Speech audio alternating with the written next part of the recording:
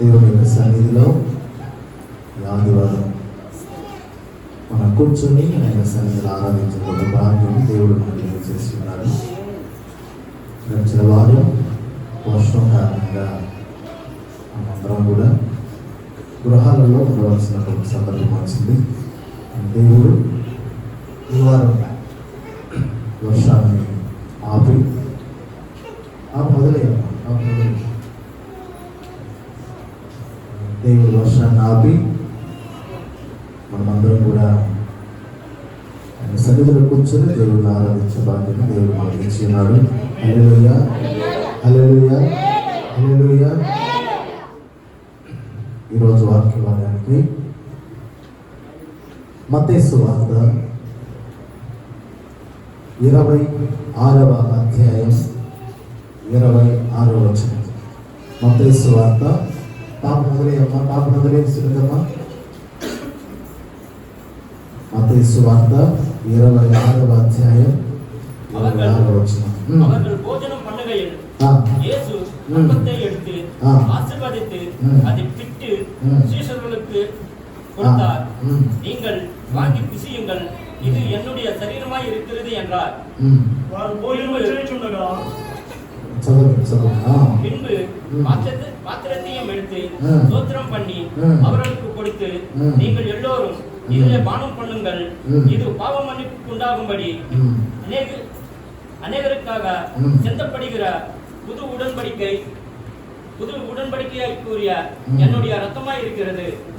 இது முதல் இந்த பலரசத்தை நவமனதாய் உங்களோடு கூட என் பிதாவின் ராஜ்யத்திலே என் பானம் பண்ணும் நாள் வரைக்கும் இதை பானம் பண்ணுகிறது இல்லை என்று உங்களுக்கு சொல்லுகிறேன் என்றார். వారు భోజనం చేయించుండగా యేసు ఒక రొట్టెను పట్టుకొని దాన్ని ఆశీర్వదించి విరచి తన శిష్యులకు ఇచ్చి మీరు తీసుకొని తినుడి, ఇదిగో నా శరీరం అని చెప్పాను. మార్కు సువార్త 14వ అధ్యాయం 22వ వచనం. మార్కు సువార్త 14వ అధ్యాయం. వారు భోజనము చేయించుండగా ఆయన ఒక రొట్టెను పట్టుకొని ఆశీర్వదించి విరచి వారికిచ్చి మీరు తీసుకొనుడి, ఇది నా శరీరం అనేవారు. పిమ్మట ఆయన గిన్నె పట్టుకొని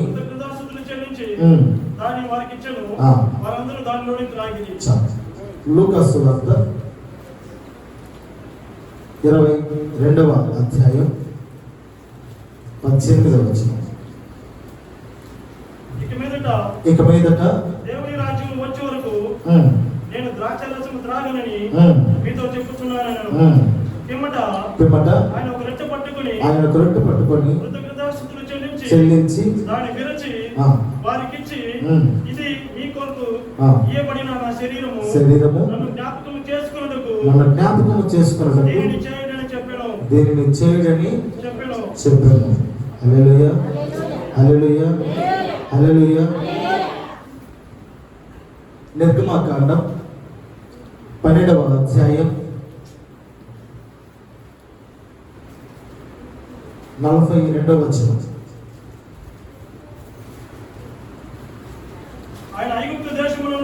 ఆయన ఐగుప్తు దేశములో నుండి వారిని బయటికి రప్పించినందుకు ఆచరింపదగిన రాత్రి ఇశ్రాయేలీయులందరూ తమ తరములలో ఆచరింపదగిన రాత్రి ఇదే. మరియు యెహోవా మోషే అహరోనులతో ఇట్లనెను, ఇది పస్కా పండుగను గుర్చిన కట్టడ. అన్యుడు ఎవడనో దానిని తినకూడదు గాని వెండితో కొనబడిన దాసుడు సున్నతి పొందిన వాడైతే దానిని తినవచ్చును. హల్లెలూయా, ఆమేన్. మాకేం కావాలి?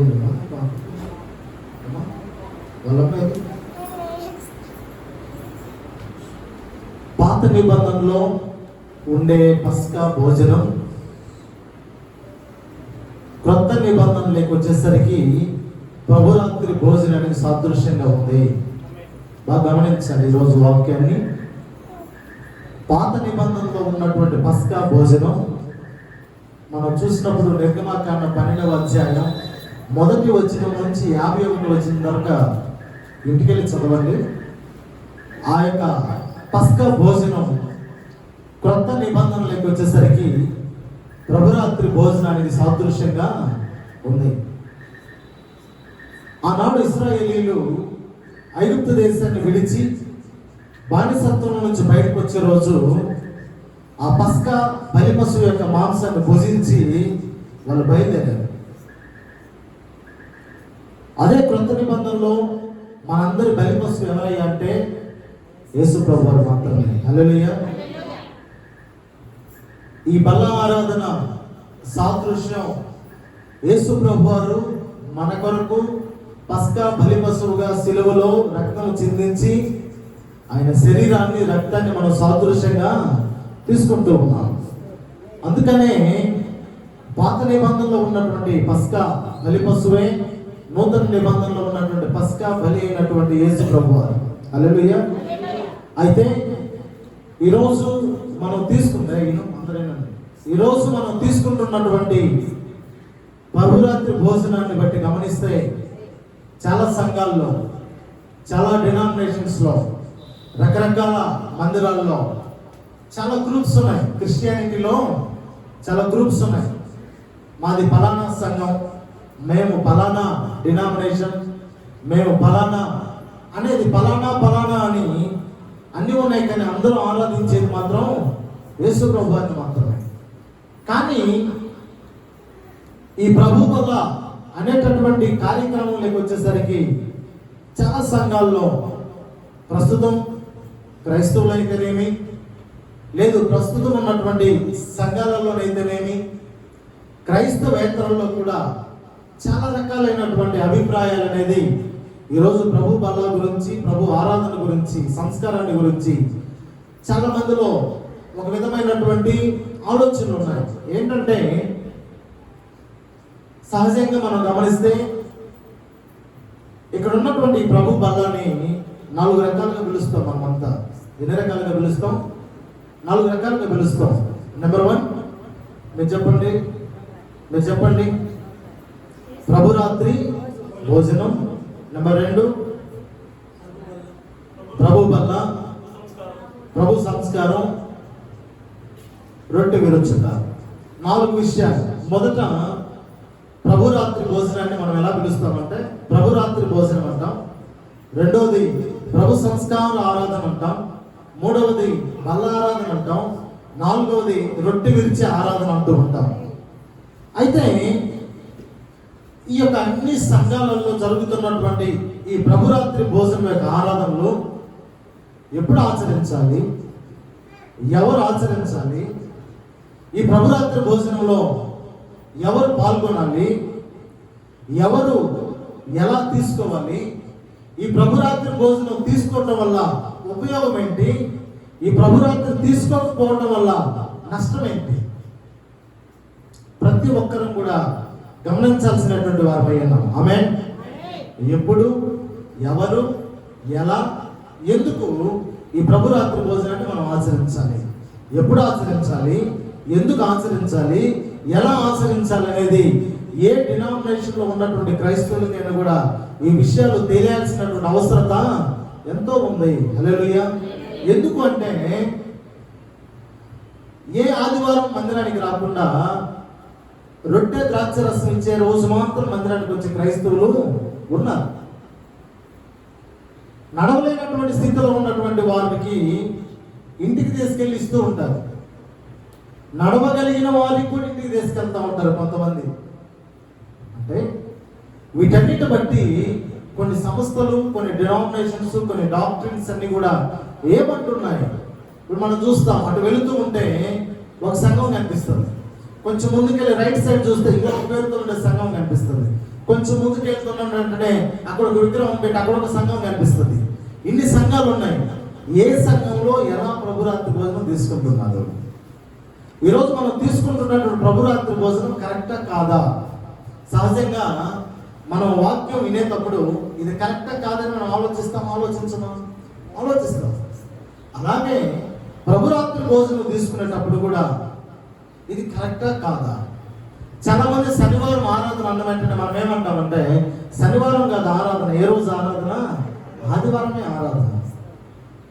ఈరోజు ఆదివారమే ఆరాధన అని రూఢీగా చెప్పగలిగినటువంటి నువ్వు నేను ప్రభురాత్రి భోజనం కూడా ఏ రోజు తీసుకోవాలనేది కూడా చెప్పగలగాలి. ఇప్పుడు చదివిన వాక్య భాగంలో కొరింథీయులకు రాసిన మొదటి పత్రిక, మొదటి కొరింథీయులు 11వ అధ్యాయంలోకి మనం వెళ్ళి చూసినప్పుడు 23వ వచనం ఒకసారి చదివితే, నేను మీకు అప్పగించిన దానిని ఆ. ప్రభువు వలన పొందితిని. ఆ. ప్రభువైన యేసు తాను ప్రభు అయిన యేసు తాను అప్పగింపబడిన రాత్రి రొట్టెనెత్తుకొని ఒక రొట్టెను ఎత్తుకొని కృతజ్ఞతాస్తుతులు చెల్లించి ప్రభు అయిన యేసు ప్రభు అని ఎప్పుడు ఎత్తుకున్నాడు రొట్టెని? తాను అప్పగింపబడ్డ రాత్రి. ఈరోజు ఆయన రాత్రి రొట్టెని ఎత్తుకున్నాడు కాబట్టి ప్రభురాత్రి భోజనం అనే పేరు వచ్చి ఉండొచ్చేమో. కానీ ఇప్పుడు మనం ఎప్పుడు ఆచరిస్తూ ఉన్నాం? పగల ఆచరిస్తూ ఉన్నాం. ఎప్పుడు ఆచరించాలి మనం? అక్కడ మనం ఆ లైన్ చదివినటువంటి లైన్ బట్టి చూస్తే మనం రాత్రి ఆచరించాలి. చాలా మంది అంటూ ఉంటారు అక్కడ ప్రభు రాత్రి అని ఉంది కాబట్టి ప్రభు బల్లాన్ని ఎప్పుడు ఆచరించాలి అంటే రాత్రి మాత్రమే ఆచరించాలనేటటువంటి వారు చాలా మంది ఉన్నారు. కానీ రాత్రి పూటే తీసుకోవాలా, లేదు బైబిల్లో రాత్రి పూటే తీసుకోమని ఉందా అనేది కూడా మనం గమనించాల్సినటువంటి వారు ఉన్నాం. హల్లెలూయా. ఈ మధ్య ఒక 12 రోజుల క్రితం ఒక సేవకులు నా దగ్గరికి వచ్చి ఇద్దరు వచ్చారు. మాట్లాడుతూ ఉంటే కాస్త టైం ప్రస్తుతం జరుగుతున్నటువంటి క్రైస్తవుల మీద దాడులు అయితేనేమి సంఘాలలో ఉన్నటువంటి పరిస్థితులను బట్టి మాట్లాడుతూ ఉన్నాం.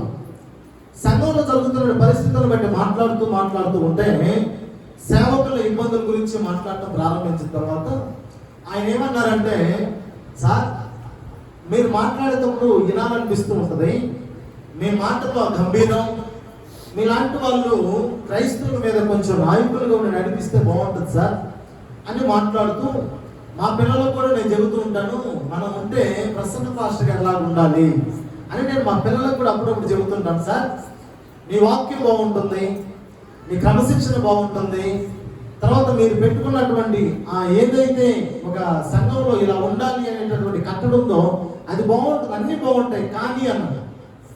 అన్నీ బాగుంటాయి కానీ నేను అన్నాను, కానీ అంటే ఏదో ఉంది, కానీ అంటే ఏదో ఉంది, కానీ అంటే ఏంటి అని. మీరు ప్రభురాత్రి భోజనం ఎప్పుడు ఇస్తారు అయ్య గారు? నేను చెప్పాను ప్రతి నెల మొదటి ఆదివారం రోజున ప్రభు బల్ల ఇస్తాం. పగలిస్తారా రాత్రి ఇస్తారా? పగలే ఇస్తాం, రాత్రి ఇవ్వరా? రాత్రి ఇస్తాం. ఎప్పుడు ఇస్తామంటే డిసెంబర్ 31వ తేదీన ఆ రోజు రాత్రి ఇస్తాం. ఎందుకంటే మస్తు తర్వాత తెల్లవారితే మళ్ళా సంవత్సరం అనేది ప్రారంభం అవుతుంది కాబట్టి అప్పుడు ఇస్తాం.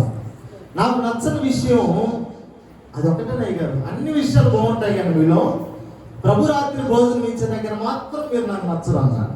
ఏమి అన్నా ఆయన అంటాడు, బైబిల్లో ఏముంది? ఆయన ఒక రాత్రి అంటే రాత్రి రొట్టెని ఎత్తి పట్టుకుని ఉంది కదా, మీరు ఎందుకు రాత్రి ఇవ్వరు? నేను అన్నాను,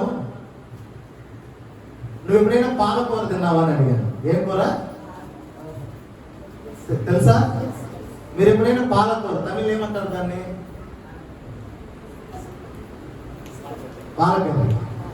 పాలకూర తిన్నావా అని అడిగాను. తిన్నాను అన్నాను. పాలకర్రీలో పాలు ఉన్నాయని అడిగాను. లేవు.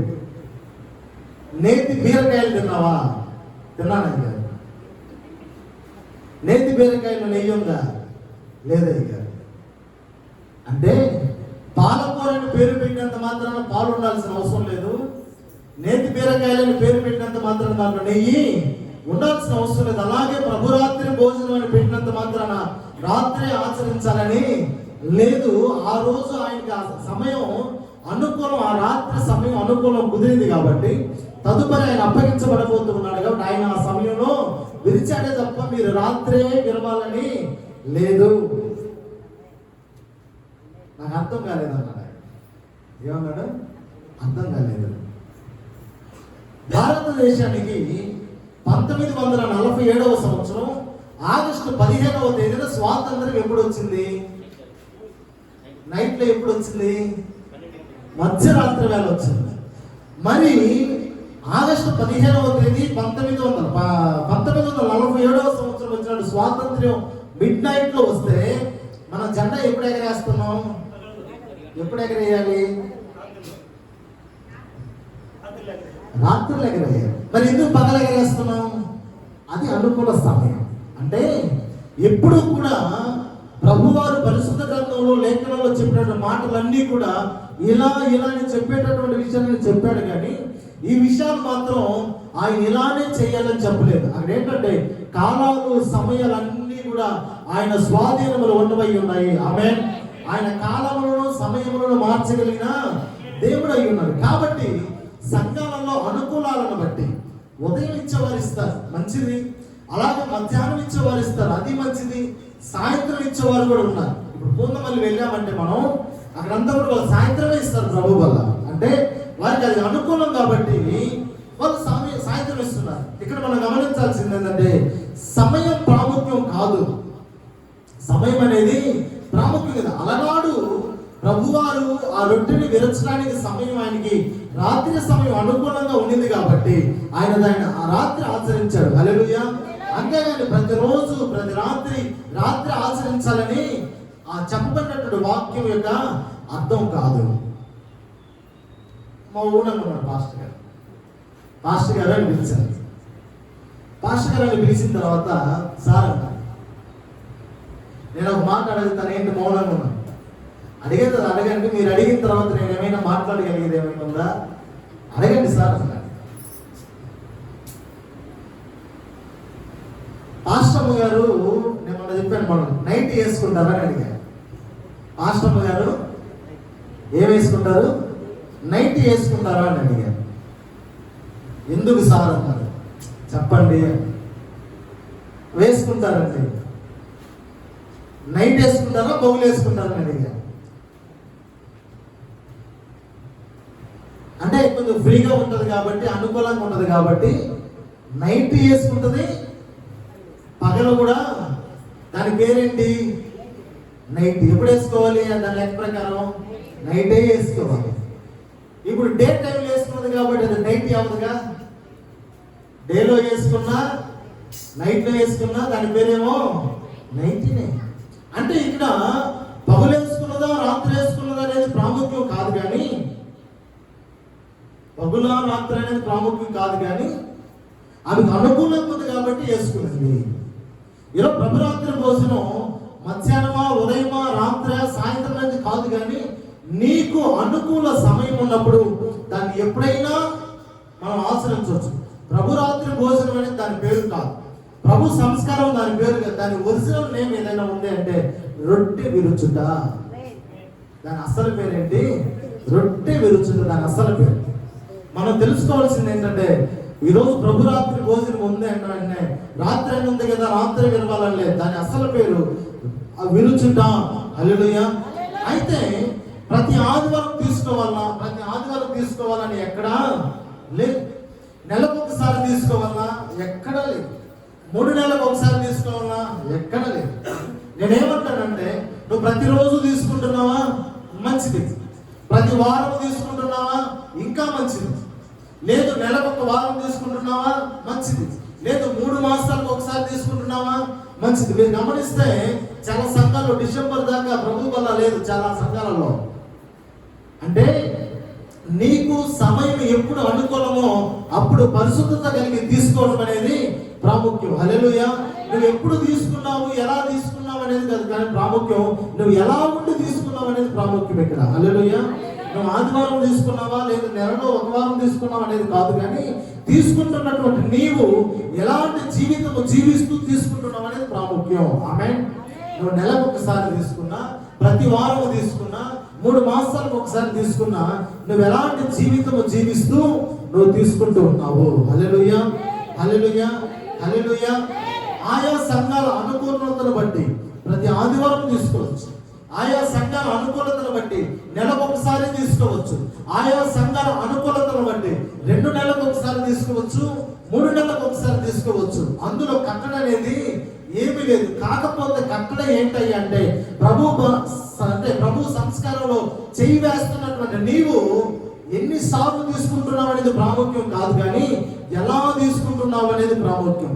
ఎలాంటి జీవితం జీవిస్తూ తీసుకుంటున్నావు అనేది ప్రాముఖ్యం. హల్లెలూయా. ఆ రొట్టెలో పాలు పొందుకునే నీవు యోగ్యమైన జీవితంతో పాలు పంపులు పొందుకుంటున్నావా లేదా అనేది ప్రాముఖ్యం. యోగ్యత లేకుండా వారం తీసుకున్న వ్యర్థమే, యోగ్యత లేకుండా నెలకు ఒకసారి తీసుకున్న వ్యర్థమే, యోగ్యత లేకుండా ప్రతిరోజు తీసుకున్న వ్యర్థమే. యోగ్యత కలిగి 3 మాసాలకు ఒకసారి తీసుకున్నా అది నిన్ను కాపాడుతుంది. హల్లెలూయా. ఆమేన్, ఆమేన్. అందుకే 1 కొరింథీయులకు రాసిన పత్రిక 11వ అధ్యాయం 28వ వచనాన్ని మనం గమనిస్తే, కాబట్టి ప్రతి మనుషుడు తన్ను తాను పరీక్షించుకోవలను, అలాగూ చేసి ఆ రొట్టెను తిని ఆ పాత్రలోనిది త్రాగవలెను. మొదట ప్రభు రాత్రి భోజనములో, ప్రభు సంస్కారంలో, రొట్టె విరిచే కార్యక్రమంలో మనం చెయ్యి వేస్తూ ఉన్నామంటే అక్కడ అంటాడు, మొదట ప్రతి మనుషుడు తన్ను తాను పరీక్షించుకోవాలి. మనం ఒక దగ్గర బయలుదేరుతూ ఉన్నాం. అద్దం ముందుకు 10 సార్లు వెళ్తాం.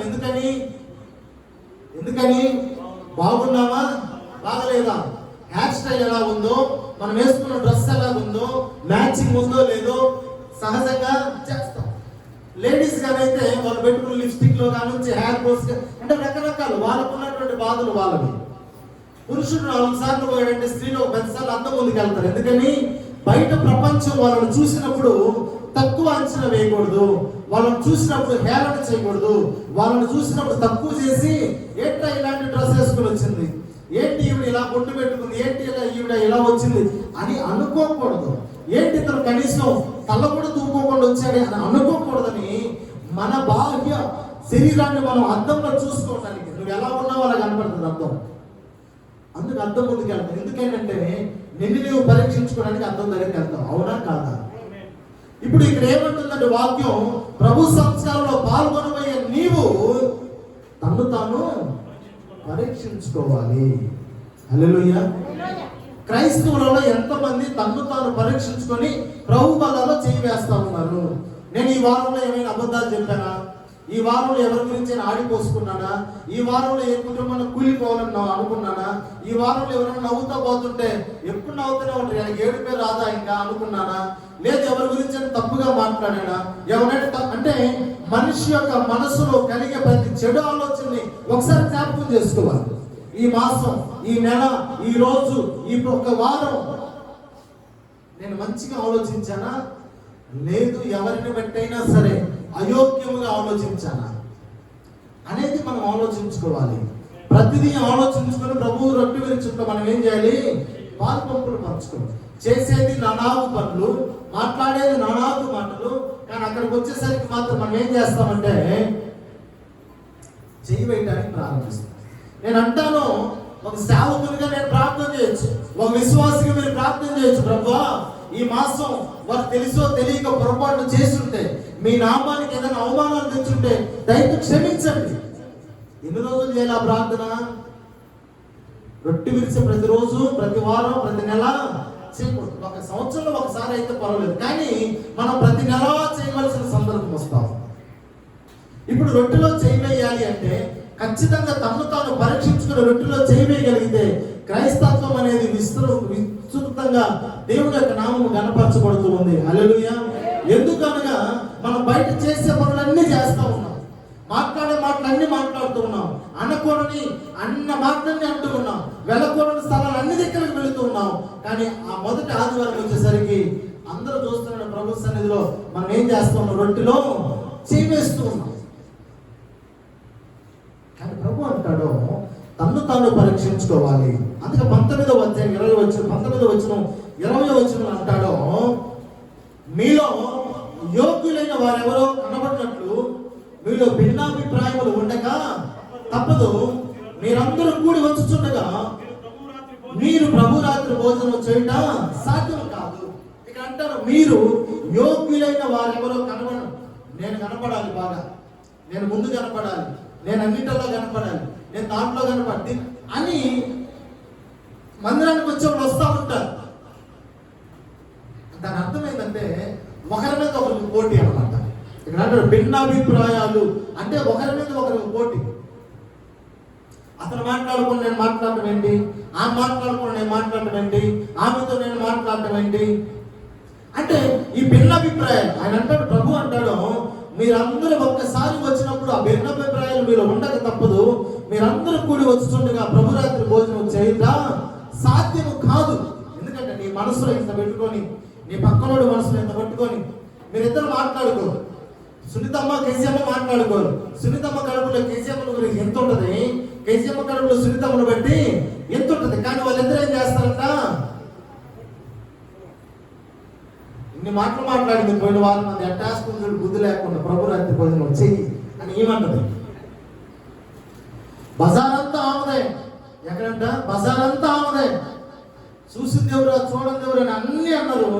తెల్లంగా చీర కట్టుకుని ఈ రోజు ఆమె ప్రభు రాత్రి భోజనం చెయ్యి అట్టేసుకుంటాం అని ఏమనుకుంటున్నాం. అందుకని ప్రభు అంటాడు, ఇద్దరికి సాధ్యం కాదు. ఎందుకంటే నీ తప్పు ఆవిడకి తెలుసు, ఆమె తప్పు నీకు తెలుసు, ఆయన తప్పు ఈయనకి తెలుసు, ఈయన తప్పు ఆయన తెలుసు. కాబట్టి మొదట ప్రభు రాత్రి భోజనం చేయడానికి వస్తున్న నీవు మొదట నిన్ను నీవు పరీక్షించుకోవాలి. ప్రభురాత్రి భోజనం ఆదివారం తీసుకున్నావా, శుక్రవారం తీసుకున్నావా, నెలకు ఒకసారి తీసుకున్నావా అనేది ప్రాముఖ్యం కాదు. మొదట నువ్వు యోగ్యంగా ఉండి చేయవేయటం అనేది ప్రాముఖ్యం. హల్లెలూయా. అందుకే 27వ వచనంలో మాట అంటాడు, కాబట్టి ఎవడు అయోగ్యంగా ప్రభు యొక్క రొట్టెను తిననో లేక ఆయన పాత్రలోని త్రాగునో వాడు ప్రభు యొక్క శరీరమును గురించి రక్తమును గురించి అపరాధి యగును.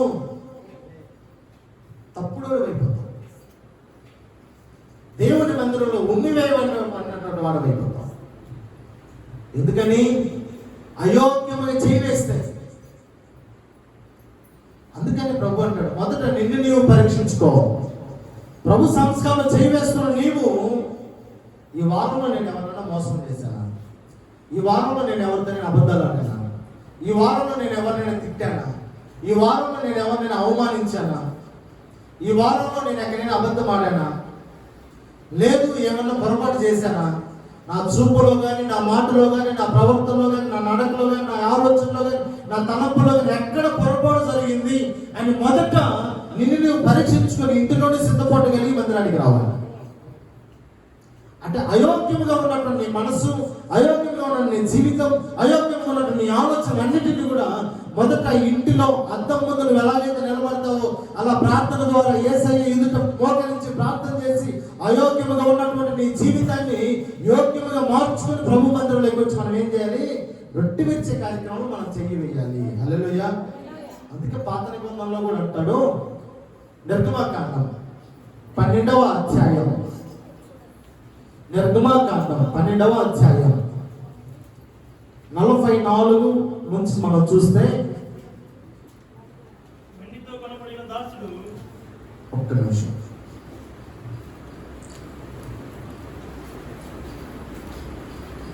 చదువు 44. వెండితో కొనబడిన దాసుడు సున్నతి పొందిన వాడైతే దాన్ని తినవచ్చు.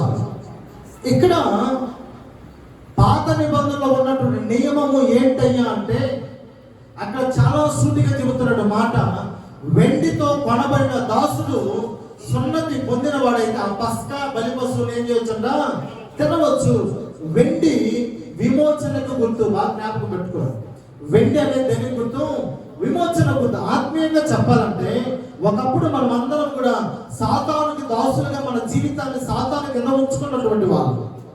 అయితే సాతానుకు దాసులుగా ఉన్నాడు మన జీవితాన్ని యేసు ప్రభువు తన ప్రశస్తమైన రక్తము చిందించి మనల్ని కడిగి శుద్ధీకరించి ఆయన ఏం చేసిన మనందరూ కూడా విమోచనను కలుగు చేశాడు. ఆమేన్.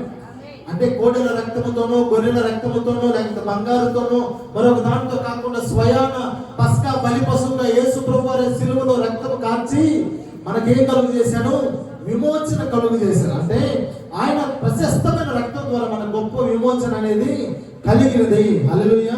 ఈ గొప్ప కలిగినటువంటి విమోచన మనం చూస్తే వెండితో కొనబడిన వారు అనగా విమోచన పొందిన వారి పస్కాను విమోచనించాలి. అంటే ఎవరైతే వెండితో కొనబడ్డారో, అంటే విమోచనతో కొనబడ్డారో వారు మాత్రమే పస్కాను ఆచరించాలి. విమోచన అనేది ఎవరైతే మారు మనసు పొంది బాప్తిసం తీసుకున్నారో వారు ప్రభు బలలో చేయడానికి యోగ్యుడిగా ఉంటారు. ఆమేన్. ఆ మాటను మనం గమనిస్తే అపోస్తల కార్యం క్రొత్త నిబంధనలో అపోస్తల కార్యం 2వ అధ్యాయం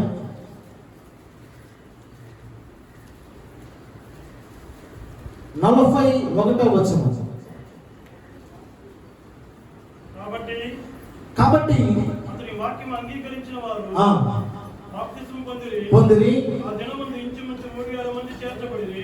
వీరు అపోస్తల బోధ యందును సహవాసమందును రొట్టె విరుచుట యందును ప్రార్థన చేయుట యందును ఎడతెగక ఉండిరి. హల్లెలూయా. ఇప్పుడు మనం గమనించాల్సిందంటే ఎవరైతే వాక్యం విని బాప్తిసం పొందారో వారు మాత్రమే రొట్టె విరిచే దాంట్లో పాల్గొనాలి. బాగా గమనించాలి. ఎవరైతే వాక్యము విని ఎప్పుడు బాప్తిసం పొందారు వాళ్ళు? ఎప్పుడు బాప్తిసం పొందారు? వాక్యం విని అంగీకరించారు. అంటే ఈ వాక్యం చెబుతున్నటువంటి వాక్యం ఏదైతే ఉందో అది నిజం అని మొదట అంగీకరించాలి. నిజమని అంగీకరించారు. వారు ఏం చేశారు? అంగీకరించిన తర్వాత వారి మనసును మార్చుకొని బాప్తిసం పొందారు. కానీ కొన్ని సంఘాల్లో చిన్నప్పుడే బాప్తిసం ఇచ్చేస్తారు. చిన్నప్పుడే బాప్తిసం ఇచ్చేసి వారి ద్వారా రొట్టె ద్రాక్ష రసం పంచమని చెప్తారు పిల్లలు చేత. చాలా మంది 8వ రోజున తీసుకెళ్ళి నీళ్లు చిలకరించే వాళ్ళు ఉన్నారు. సంవత్సరం నేనేమంటానంటే దేవుడి వాక్యం సెలవిస్తున్నది ఏంటంటే చెప్పినటువంటి వాక్యం విని అంగీకరించినప్పుడు మాత్రమే మారు మనసు కలుగుతుంది. మారు మనసు కలిగిన తర్వాతనే బాప్తిసానికి అర్హులు. ఆమేన్. చిన్నపిల్లలు పాలు తాగటం మరిచిపోయిన పిల్లలంతా బాప్తిసానికి అర్హులు కాదు. వాక్యాన్ని గైకొనే వారు అయి ఉండాలి. వాక్యాన్ని అంగీకరించేవారు ఆ జ్ఞానం వచ్చిన తర్వాతనే బాప్తిసం పొందడానికి అర్హులు. చాలా మందిని గమనిస్తారు పల్లెటూర్లలో. బాప్తిసం అంటే ఇప్పుడు మనకు తెలియదు అర్థమైంది ఏంటంటే చిన్నప్పుడు తీసే బాప్తిస్మము కాదు. రెండవది మనం కానీ గ్రామాల సైడ్ వెళ్ళిపోయినామంటే వాడు పెళ్లి దాకా అసలు బాప్తిసం తీసుకోడు. ఆ పెళ్లి ఆ రోజు ఏం చేస్తారంటే మధ్యాహ్నం పెళ్లి అనుకో పొద్దున్నే డ్రమ్ములోనూ తొట్టిలోనూ ముంచేస్తారు. మనకు అందుబాటులో మన ప్రాంతంలో నడవాడు అనే ఊరు ఉంది. నడవాళ్ళలో కృపానందం పాస్టర్ ఒక ఆయన ఉండేవాడు. ఆయన ఫేమస్ ఫీల్డ్ పాస్టర్ గారు. కృపానందం పాస్టర్ గారు 8 గంటలకు వస్తారు పెళ్లి చేసి ఇంటికి. మా డ్రమ్ములో నీళ్లు పెట్టాం సార్. పిల్లోడికి పంచి గట్టి తీసుకొచ్చాం సార్. వాడిని అందులో ముంచి లేపుతారు అంతే. అది బాప్తిసం. కానీ బైబిల్ ప్రకారం వాక్యానుసారంగా వాక్యాన్ని అంగీకరించిన వాడు మాత్రమే బాప్తిసం తీసుకోవాలి. పెళ్లి కోసం బాప్తిసం తీసుకోవటము. నేను నాకు పెళ్లి చేశాను పోయిన నెలలో 27 కానీ బాప్తిసం తీయలేదు. ఎందుకంటే బాప్తిసం తీసి పెళ్లి చేయమన్నాను. బాప్తిసం తీయకుండా పెళ్లి చేస్తాను. వాడు మందిరానికి వెళ్ళి వాక్యం విని వాక్యాన్ని అంగీకరించితే బాప్తిసం తీసుకోవచ్చు. ఎక్కడైనా తీసుకోమన్నాను. కానీ నేను మాత్రం బాప్తిసం ఇచ్చి పెళ్లి చేయాలి. బాప్తిసం కూడా పెళ్లి చేశాను. అంటే బాప్తిసం అనేది ఎంత పవిత్రమైనదో మొదట క్రైస్తవులు అనే మనము తెలుసుకోవాలి. వాక్యాన్ని అంగీకరించకుండా వాక్యం మన హృదయంలో లేకుండా మనం బాప్తిసం తీసుకోవాలి. మొదట యేసు ప్రభువు నిజమైన దేవుడు నీ హృదయంలోకి రావాలి. యేసు ప్రభువు నా గురించి రక్తం చిందించాడని నీకు తెలియాలి.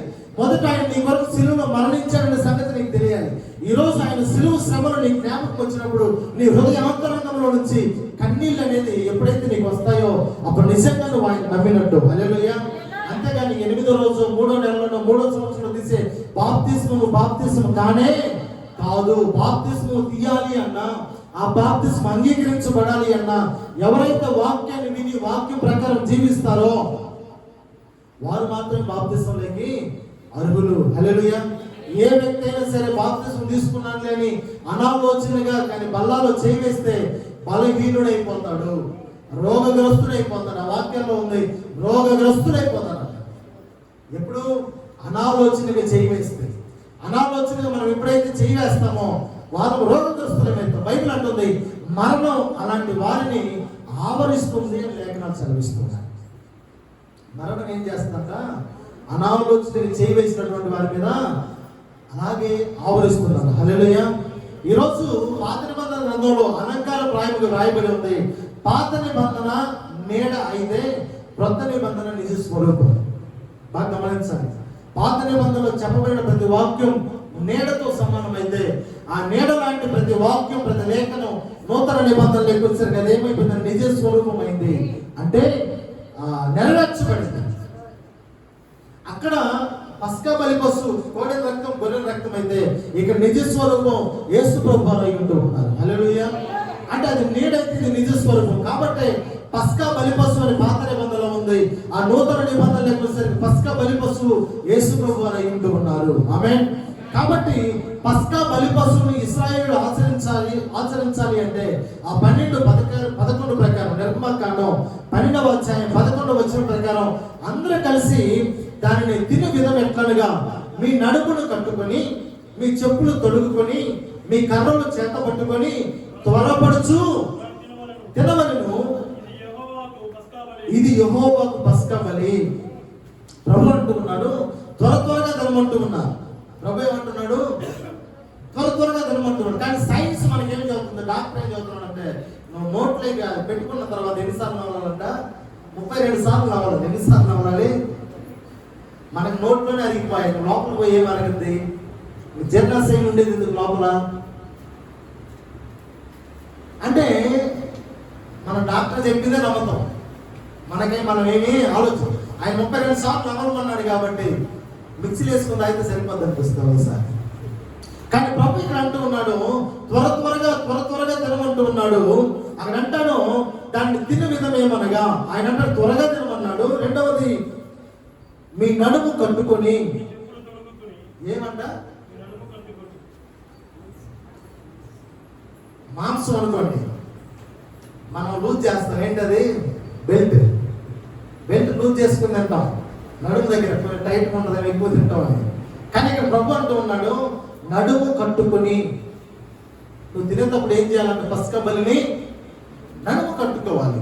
పస్కా బలి దేనికి సాదృశ్యం? యేసు ప్రభు వారికి సాదృశ్యం. అంటే రొట్టె విరిచేటప్పుడు కానీ, ద్రాక్ష రసాన్ని నువ్వు త్రాగేటప్పుడు కానీ నువ్వేం చేయాలంట, నడుము కట్టుకొని. ఇక్కడ మనం గమనిస్తే నడుము కట్టుకొని అంటే పరిశుద్ధ గ్రంథం పాత నిబంధన నడుము కట్టుకొని అంటుంది. కానీ నడుముకి గుర్తు ఏంటయ్యా అంటే మనసుకు గుర్తు, మనసుకు సాదృశ్యం. నడుము దేనికి సాదృశ్యం? మనసుకు సాదృశ్యం. ఆ మాట పేతురు రాసిన మొదటి పత్రిక 1వ అధ్యాయం 13వ వచనం ఒకసారి చూద్దాం.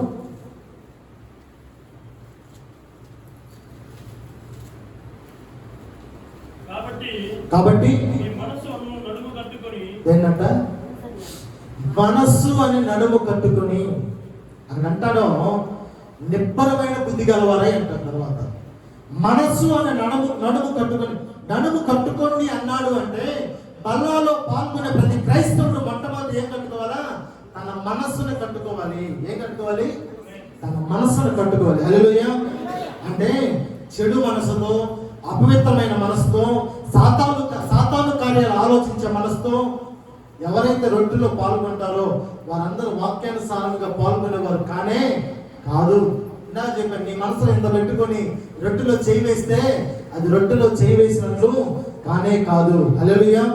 ఎందుకు వాక్యం మనస్సు అని నడుము కట్టుకోమంటుందంటే, ఒక వ్యక్తి కూర్చోవాలన్నా, ఒక వ్యక్తి నడవాలన్నా, ఒక వ్యక్తి వంగాలన్నా, ఒక వ్యక్తి ముందుకు వెళ్ళాలన్నా, ఏమి చెయ్యాలన్నా కూడా నడుము బలంగా ఉంటేనే ఏమైనా చేయగలం. వెన్నుపూస దెబ్బతింది, నడుము బాగలేదు, మనం ఏమైనా చేయగలమా? కూర్చోగలమా? పడుకోగలమా? నడవగలమా? లేదు. అలాగే దేవుని కార్యాలలో కూడా నువ్వు ముందుకు వెళ్ళాలన్నా, కూర్చోవాలన్నా, నడవాలన్నా, అన్ని కార్యాలు చేయాలంటే నీ మనసు అనేది బాగుండాలి. నీ మనస్సు అనే నడుము నువ్వు ఎప్పుడైతే కట్టుకుంటావో అప్పుడు క్రైస్తవ జీవితంలో నువ్వు ముందుకు వెళ్ళగలవు. హల్లెలూయా. మన మనస్సు అనే నడుము కట్టుకోకుండా ఉంటే నిజ జీవితంలో శారీరకముగా నడుము లేని వాడు ఎలాగైతే ఏమీ చేయలేడో, నీ మనసును నీ స్వాధీనంలో ఉంచుకోలేకపోతే నువ్వేమీ చేయలేవు. అంటే ఈ లోకంలో ఒక వ్యక్తి పని చేయాలి అన్నా, ముందుకు వెళ్ళాలన్నా నడుము అనేది, స్థిరమైన నడుము అనేది ఎంత ప్రాముఖ్యమో క్రైస్తవ జీవితంలో నువ్వు ముందుకు వెళ్ళాలన్నా, క్రైస్తవులుగా జీవించాలన్నా నడుముకు సాదృశ్యంగా ఉన్నటువంటి మనసు అంతే ప్రాముఖ్యం. హల్లెలూయా. నువ్వెంత పెద్ద సంఘానికి వెళ్ళినా, నువ్వెంత పెద్ద పాస్టర్ దగ్గరికి వెళ్ళినా, నువ్వెంత ఏసీలో డూప్లెక్స్ చర్చికి వెళ్ళినా, నీ మనసు చెడినదైతే నువ్వు దేవుని సన్నిధిలో కుంటి వాడితో కుంటి దానితో సమానం. బాగా గమనించాలి. మనం ఎంత పెద్ద సంఘానికి వెళుతున్నాం అనేది ప్రాముఖ్యంగా, నువ్వు ఎంత పెద్ద సేవకుని దగ్గరికి వెళుతున్నావు అనేది ప్రాముఖ్యంగా, నువ్వు ఎలాగో ఉన్నత స్థితిలో నువ్వు ఉంటున్నావు అనేది ప్రాముఖ్యంగా. నీ మనసు చెడినదై నువ్వు మందిరానికి వెళితే శరీరానుసారంగా నడుములేని కుంటివాడు ఎలాగో నీ జీవితం కూడా అంతే. ఎందుకో చెప్పనా? సాతాను బయట వాళ్ళు ఎవరిని వాడుకోదు. బాగా గమనించాలి. విగ్రహారాధికుల్ని వాడుకోదు. యేసు ప్రభు అంటే ఎవరో తెలియనటువంటి వారిని వాడుకోరు. ఏ రోజు మందిరానికి రాని వారిని వాడుకోరు. తన సంఘం నాశనం అవ్వాలన్నా, తన మందిరంలో ఉన్న విశ్వాసులు చల్లాచెదరం అవ్వాలన్నా బయట వాళ్ళని ఎవరిని వాళ్ళు ఇప్పుడు ఏదో మనం చదువుతామంటారు. ఆర్ఎస్ఎస్, ఐఎస్, ఈఎస్, ఏఎస్ అయినా కూడా ఏమి చేయదు. ఎందుకంటే సాతాను ఎవరినైనా వాడుకుంటుందంటే సంఘంలో ఉండేవాడినే వాడుకుంటుంది. ఎవరిని వాడుకుంటుంది సాతాను? సంఘములో ఉండేవారు. సంఘములో ఉండేవారిని ఎవరినయ్యా అంటే మనసు కట్టుకోలేని విశ్వాసం వాడుకుంటుంది. బాగా గుర్తుపెట్టుకో. ఎవరిని వాడుకుంటుంది? మనసు కట్టుకోలేని విశ్వాసం మాత్రమే వాడుకుంటుంది. మీకు ఒక ఎగ్జాంపుల్ చెప్తాను. యేసు ప్రభు వారికి ఎంతమంది శిష్యులు? 12 మంది. 12 మంది శిష్యుల్లో ఇస్కరియోతు యూద తన మనసును ఎప్పుడైతే కట్టుకోలేకపోయాడో, ఎప్పుడైతే డబ్బులకు దాసోహం అయిపోయాడో, ఆ మనసు కట్టుకోలేని ఆ శిష్యుని ఏం చేసిన సాతాను క్యాచ్ చేసేసి. యోహాను సువార్త 13వ అధ్యాయం 27వ వచనం. యోహాను సువార్త 13వ అధ్యాయం 27వ వచనం. వాడు ఆ ముక్క పుచ్చుకొనగానే సాతాను వానిలో ప్రవేశించును. యేసు నీవు చేయుచున్నది త్వరగా చేయమని. యేసు ప్రభు వారు రొట్టె విరిచి అందరికి ఇచ్చాడు. అందరికి ఇచ్చిన తర్వాత యూదాకు కూడా ఇచ్చాడు. యూదాకు ఎందుకు ఇచ్చాడంటే సాతాను తనలో ప్రవేశించడానికి ఇవ్వాల. కానీ అయోగ్యం ఎప్పుడైతే రొట్టెను తీసుకున్నాడో తనలో ఏం ప్రవేశించిందంట? ఇక్కడ ఉన్నటువంటి మనం అయోగ్యంగా రొట్టెలో చేయవేస్తే మనం ఏం ప్రవేశిస్తుంది? చిన్న ఎగ్జాంపుల్. నా జీవితం ఎందుకు కార్యం జరగలేదు? నా జీవితం ఇంకా ఎందుకు అనారోగ్యంగా ఉంది? నా జీవితం, నా బ్రతికెందుకు ఇంకా ఎలా ఉంది? ఎందుకు నా కుటుంబం ఇలా ఉంది? నా భార్య ఎందుకు ఇలా ఉంది? నా భర్త ఎందుకు ఇలా ఉంది? నా కుటుంబంలో మార్పే రాదా? నా కుటుంబానికి విడుదలే లేదా?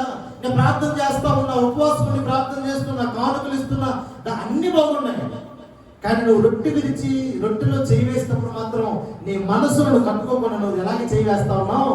అయోగ్యంగా చేయి వేస్తున్నావు. కాబట్టి నువ్వు రొట్టెలో చేయి వేసినా కూడా అది ఆలస్యం చేయకుండా రొట్టె తిన్న వెంటనే ఏం ప్రవేశిస్తుందంట? ఏం ప్రవేశిస్తుందంట? సాతాను ప్రవేశిస్తుంది. హల్లెలూయా, హల్లెలూయా. ఏంటి అయోగ్యత?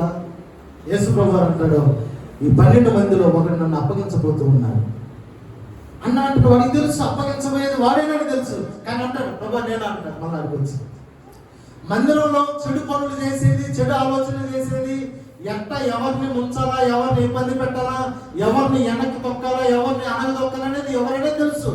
కానీ అడిగేసరికి పాస్టర్ గారు నేనా, అయ్యగారు నేనా, అంకుల్ నేనా అంటే యేసు ప్రభు వారు మాట్లాడాడు. ఎవరి మనసు వాళ్ళకి తెలుసు. హల్లెలూయా. ఎవరి మనసులో ఏ ఆలోచనలు ఉన్నాయో కానీ ప్రభు వారికి తెలుసు. ఇస్కరియోతు యూదా ముద్దు పెట్టుకోబోతానని తెలుసు, అప్పగించబోతున్నాడని తెలుసు. ఆయనను రొట్టె విరిచి అతను చేతికిచ్చాడు. హల్లెలూయా, హల్లెలూయా. రొట్టె విరిచి చేతికిచ్చాడు. రొట్టె విరిచి చేతికిచ్చిన తర్వాత సాతాను ప్రవేశించింది. నిజంగా నన్ను కాదులే అని ఇస్కరియోతు యూదా అనుకోకుండా, ప్రభువా ఆ అయోగ్యత కలిగిన వాడిని నేనే అయ్యా, డబ్బులు చూసిన వెంటనే నా మనసు ప్రేరేపించబడింది, ఇదిగో నేను గడ్డి తిన్నాను, నన్ను క్షమించు అని యేసు ప్రభు వారి పాదాల మీద పడి ఉంటే ఇస్కరియోతు యూదా బ్రతికుండేవాడు, రక్షణ వచ్చి ఉండేది. హల్లెలూయా. కానీ రొట్టె విరిచి చేతికి ఇచ్చిన తర్వాత కూడా తన మనసులో ఏమి రాలా? మార్పు రాలా, పశ్చాత్తాపం రాలా. తను చేసేది తప్పు అని తెలిసి కూడా అయ్యా నేను చేసేది తప్పే అని చెప్పరా. అమాయకుల్లాగా నేనా ప్రభువా అని యేసు ప్రభువానే అడుగుతూ ఉన్నాను. ప్రియమైనటువంటి వాళ్ళరా, అయోగ్యమైనటువంటి జీవితం ఏంటంటే వాక్యం నీ దగ్గరకు వచ్చినప్పుడు కూడా, నీ గురించి వాక్యం చెబుతున్నారు అని తెలిసినప్పటికి కూడా, వాక్యం నీతోనే మాట్లాడుతుందని తెలిసి కూడా నీ హృదయాన్ని కఠినపరుచుకోవడమే అయోగ్యమైనటువంటి జీవితం. కొన్నిసార్లు వాక్యం మనతో మాట్లాడినట్టు ఉంటుంది. నేను ఈ విధంగా ఆలోచించాను కదా, నేను ఈ విధంగా ప్రవర్తించాను కదా, నేను ఈ విధంగా నడుచుకున్నాను కదా, నిజమే, ఒకవేళ ఈ వాక్యం నా కొరకేనేమో, ఈ వాక్యం నా కోసమేనేమో అని తెలిసి కూడా కొన్నిసార్లు మన హృదయాన్ని కఠినపరుచుకొని ఏమి తెలియనట్టుగా, ఎవరితో చెబుతున్నట్టుగా, ఎవరితోనో వాక్యం మాట్లాడుతున్నట్టుగా, మనకి కాదులే అన్నట్టు మనం హృదయాన్ని కఠినపరుచుకున్నామంటే అదే మన అయోగ్యమైనటువంటి జీవితం. లేని కార్యాలు సాతాను నీ కుటుంబంలో సృష్టిస్తుంది, లేని కార్యాలు నీ కుటుంబంలో సృష్టిస్తుంది. ఒక మాట చెప్పానా, పూర్తిగా చచ్చిపోయినటువంటి పాము ఎంత ప్రమాదమో, పూర్తిగా మారని క్రైస్తవుడు కూడా అంతే ప్రమాదం. బాగా గుర్తుపెట్టుకోండి. పాము పూర్తిగా చనిపోలేదని మనం వదిలేసామనుకోండి, అది చాలా ప్రమాదం. ఎందుకంటే కసిగా పూర్తి చేస్తుంది మనిషిని. ఎలాగా? కసిగా. నార్మల్గానైతే 2 సార్లు అట్లా కొరికేస్తుందేమో, దాన్ని సగం చంపేవాళ్ళు ఆ పాపం ఏం చేస్తుందంటే విపరీతం కలిసేస్తుంది. సగం చచ్చిన పాము ఎంత డేంజరో చెప్పండి. పూర్తిగా మారని విశ్వాసి కూడా అంత డేంజర్. కాబట్టి క్రైస్తవులుగా మనం ఏం చేయాలి అంటే, ఒకటి చల్లగానైనా ఉండాలా, లేదంటే నులివెచ్చగా ఉండడం ఉండాలి. ఇప్పుడు ప్రభు బలాలు మనం చేయి వేయొచ్చా వేయకూడదా? మనం అయోగ్యముగా ఉన్నామా, యోగ్యముగా ఉన్నామా? ఈరోజు ఒక ప్రయాణం వెళ్ళాలన్నా, ఒక బంధువుల ఇంటికి వెళ్ళాలన్నా 10 సార్లు అర్థం ముందుకు వెళ్ళి మనల్ని మనం కరెక్షన్ చేసుకుంటున్నాం. మనం ప్రభు రాత్రి భోజనంలో, ప్రభు సంవత్సరంలో చేయి వేయబోతున్న మనల్ని మనం శుద్ధి చేసుకోవాల్సిన అవసరం ఉందా లేదా? ఉంది, చేసుకోవాలి. కానీ మనం దాని మీద దృష్టి పెట్టడం లేదు, దాని మీద మనం ఆలోచన చేయటం లేదు. చేసేయన్ని నానాకు పనులు, కానీ ఆ రోజు వచ్చేసరికి మాత్రం మనం ప్రభు సంస్కరణలో అందరితో సమానంగా నేను కూడా యోగ్యున్నే అన్నట్టు మనం చేయి వేస్తూ ఉంటాం. నువ్వు చేయవే, నేను పాస్టర్ గారిని ఏమనరు, పరిచారకులు ఏమనరు, విశ్వాసులు ఏమనరు, నీ గురించి కూడా ఆలోచించరు. కానీ నువ్వు చేయి వేసిన మరుక్షణమే నీకేం ప్రవేశిస్తుంది? సాతాను ప్రవేశిస్తుంది.